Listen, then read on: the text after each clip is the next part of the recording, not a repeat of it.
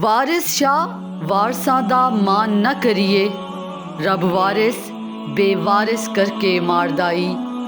وہ اٹھ کر اندر گئے، چیک بک لے کر آئے، 60-70 لاکھ روپے کا چیک کاٹا، یہ چیک صاحبزادے کے حوالے کیا اور آنکھیں نیچے کر کے بولے، یہ رقم لو اور مجھے اس کے بعد کبھی اپنی شکل نہ دکھانا۔ اس نے وہ چیک لیا اور جیب میں ڈالا۔ وہ فلم ساز 1983 میں انتقال کر گئے۔ انتقال کے وقت ان کا کوئی اپنا وہاں موجود نہیں تھا۔ یہ منظر دیکھنے کے بعد میرے دل میں پوری زندگی کے لیے دولت کی خواہش ختم ہو گئی۔ ہم سے زندگی میں صرف 10 چیزیں بے وفائی کرتی ہیں۔ ہم اگر ان 10 بے وفاؤں کی فہرست بنائیں تو عہدہ، دولت اور اولاد پہلے 3 نمبر پر آئیں گی۔ ہم عہدے کے لیے ایمان، عزت، سیلف ریسپیکٹ، اخلاقیات، صحت اور خاندان تک قربان کر دیتے ہیں، لیکن یہ عہدہ سب سے زیادہ بے وفا نکلتا ہے۔ میں نے کرسی پر بیٹھے لوگوں کو فرعون اور نمرود بنتے بھی دیکھا ہے اور نسلیں ختم کر دو جیسے احکامات جاری کرتے بھی، لیکن پھر جب یہ عہدے نے بے وفائی کی تو میں نے اپنی آنکھوں سے محترمہ بےنظیر بھٹو اور میاں نواز شریف جیسے با اختیار لوگوں کو بھی عدالتوں کے باہر گندی اینٹوں اور قلعوں کی حبس زدہ کوٹریوں میں محبوس دیکھا۔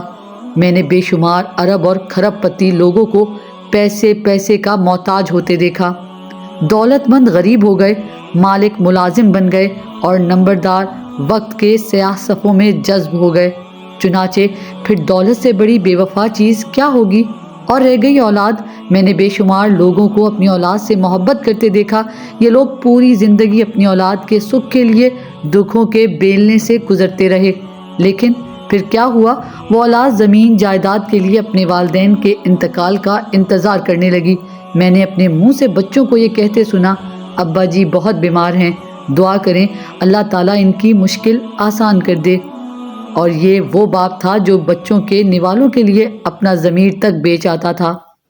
میں نے ایسے مناظر بھی دیکھے، بابا جی کے سارے بچے ملک سے باہر چلے گئے، بابا جی نے تنہائی کی چادر بن بن کر زندگی کے آخری دن گزارے۔ انتقال ہوا تو بچوں کو وقت پر سیٹ نہ مل سکی، چنانچہ تدفین کی ذمہ داری ایدھی فاؤنڈیشن نے نبھائی یا پھر محلے داروں نے۔ یہ ہے کل زندگی، اولاد، دولت اور عہدے کی بے وفائی۔ ان بے وفائیوں کے داغ اور آخر میں قبر کا اندھیرا، یہ وہ حقیقت ہے جس سے ہر شخص واقف ہے، لیکن اس کے باوجود انسان کا کمال یہ دیکھتا ہے کہ انسان اسے نظر نہیں آتا، یہ سنتا ہے لیکن اسے سنائی نہیں دیتا، اور یہ سمجھتا ہے لیکن اسے سمجھایا نہیں جا سکتا۔ ہر روز لوگوں کو تباہ ہوتا، مرتا، ذلیل ہوتا دیکھتا ہے، مگر یہ ہر بار خود کو یقین دلاتا ہے یہ میرے ساتھ نہیں ہوگا۔ کیوں؟ کیونکہ میں دوسروں سے مختلف ہوں۔ موت کے بعد انسان کی آرزوئیں جن کا تذکرہ قرآن مجید میں ہوا ہے، سورہ نبا 40ویں سورت ہے، اے کاش میں مٹی ہوتا۔ سورہ فجر 24ویں سورت میں ہے، اے کاش میں نے اپنی آخری زندگی کے لیے کچھ کیا ہوتا۔ سورت الفرقان کی 28ویں آیت ہے، اے کاش میں فلاں کو دوست نہ بناتا۔ سورہ احزاب کی 66ویں آیت ہے، اے کاش ہم نے اللہ اور اس کے رسول کی فرما برداری کی ہوتی۔ سورہ فرقان کی 27ویں آیت ہے، اے کاش میں رسول کا راستہ اپنا لیتا۔ سورہ نساء کی 73ویں آیت ہے، اے کاش میں بھی ان کے ساتھ ہوتا تو بہت بڑی کامیابی حاصل کر لیتا۔ سورہ کہف کی 42ویں آیت ہے، اے کاش میں نے اپنے رب کے ساتھ کسی کو شریک نہ ٹھہرایا ہوتا۔